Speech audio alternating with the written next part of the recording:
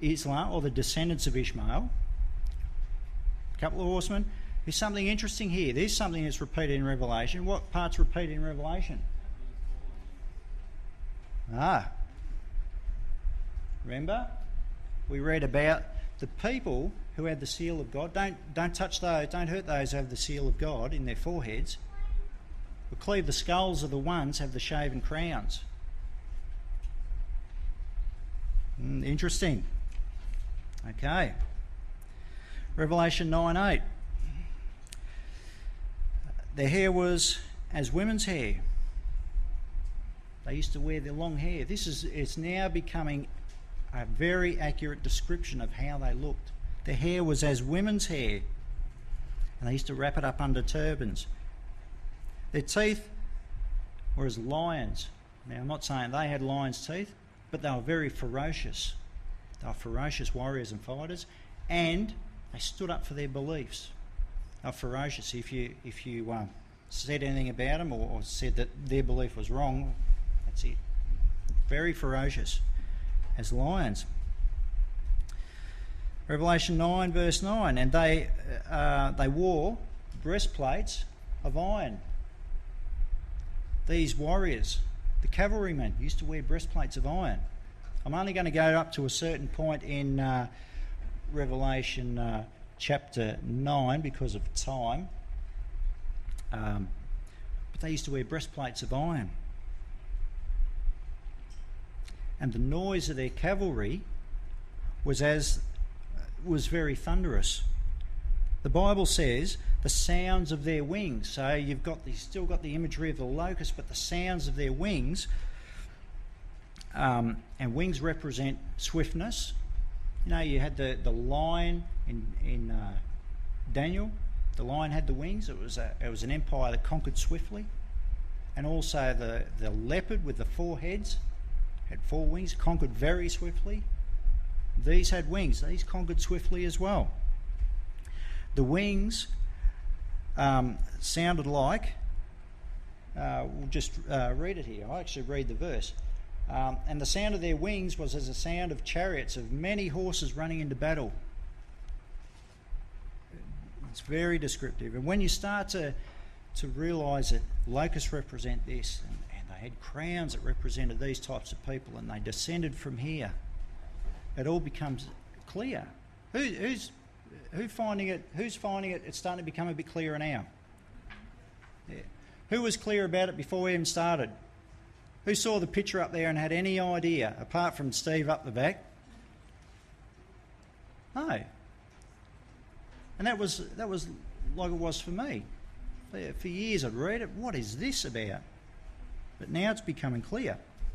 Okay, Revelation 9 verse 10. They had tails like scorpions. Now that's an interesting one.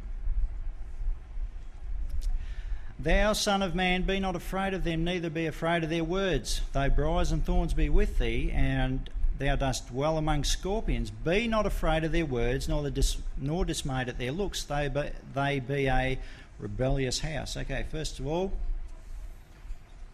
be not dismayed at their words.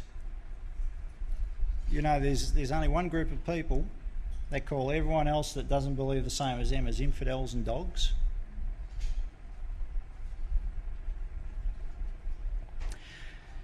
Tails. Okay, the ancient and honourable, he is the head, and the prophet that teaches lies, he is the tail. Okay, there's a reason tails are mentioned. So what do we have? We see here there is a tail like a scorpion.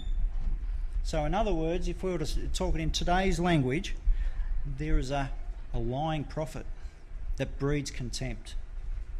Is that how we would look at it?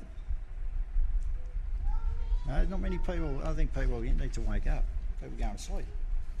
Well, nearly finished. You'll be rescued soon. Okay. So there definitely is, in my mind, there definitely is enough evidence to illustrate that this is referring to the Muslims. But even though Bible scholars have been able to identify the Muslims being the symbolic locusts, you know, there was one man that had something a bit different. bit different. And he read Revelation 9:5, and to them was given that they should not kill them, but they should be tormented 5 months, and their torment was in the torment as a torment of a scorpion when he striketh a man. Well, first of all, this is the first time we have a time prophecy mentioned in this chapter. 5 months. Who was that man? It was this guy here. Yeah. I think I'm a bit better looking than that, but anyway. This guy was Josiah Litch. Now, he understood that the locusts were a representation of Islam. But Josiah Litch was the first person that we know of that applied this 5 months. You know, there's a principle in the Bible called the year for a day principle. Okay, Numbers 14:34. After the number of days in which you search the land, even 40 days, each day for a year, shall ye bear your iniquities, even 40 years, and ye shall know my breach of promise. A day for a year, 1 day in Bible prophecy represents a year. Ezekiel 4:6, and when thou accomplish them, lie again on thy right side, and thou shalt bear the iniquity of the house of Judah 40 days. I have appointed thee each day for a year. So this guy, Josiah Litch, he thought to himself, well, okay, it's a prophecy. Let's apply this year for a day principle, and let's see what we find out. Well, it says 5 months. Well, there's 30 days in the biblical months, 5 months. 5 threes are 15, so there's 150 days. Put the 0 on there. 150 days. Or 150 years, if we were to use a day for a year principle. So he reasoned to himself, this tormenting time for 5 months would last for 150 years. And he started to look through history, and sure enough, he was convinced in his mind that it was correct.